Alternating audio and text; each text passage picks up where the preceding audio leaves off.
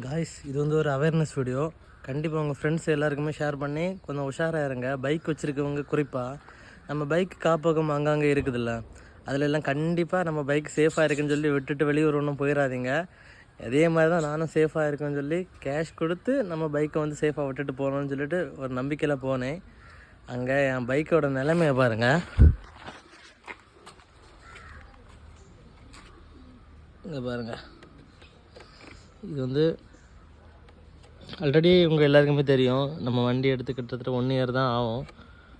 அதுக்குள்ளே எவ்வளோ பெரிய டேமேஜ் பாருங்கள். இத்தனையுமே நான் விட்டுட்டு போயிருந்தேன். நம்பர் பிளேட் எல்லாமே வளைஞ்சிருந்தது, அதில் நிமித்துட்டேன். இதுதான் பெரிய டேமேஜ். இப்போ வந்து நான் வந்து அவங்கக்கிட்ட பேசியிருக்கேன். அப்போ அவங்க என்ன சொல்கிறாங்கன்னா, இது ஃபஸ்ட்டே அப்படியே இருந்திருக்கும் அப்படின்னு சொன்னாங்க. அப்போ நான் சொன்னேன், இல்லை என்கிட்ட ப்ரூஃப் இருக்குது. நான் போகிறதுக்கு முன்னாடி நான் எல்லாம் வீடியோ எடுத்து எல்லாமே வச்சுருந்தேன். நான் சேஃபாக தான் போனேன்.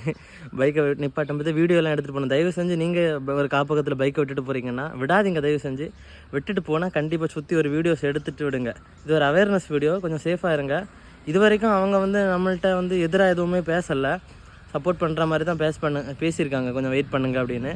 பார்ப்போம் அடுத்த வீடியோஸில். கண்டிப்பாக இந்த வீடியோஸை வந்து ஒரு அவேர்னஸாக ஷேர் பண்ணுங்கள் எல்லா ஃப்ரெண்ட்ஸுக்குமே. குறிப்பாக பைக் வச்சுருக்கீங்க, உங்கள் பைக்கை சேஃபாக பார்க்கணுன்னா காப்பகத்தில் விடவே செய்யாதீங்க. பார்ப்போம் அடுத்து என்ன நடக்க போகுதுன்னு.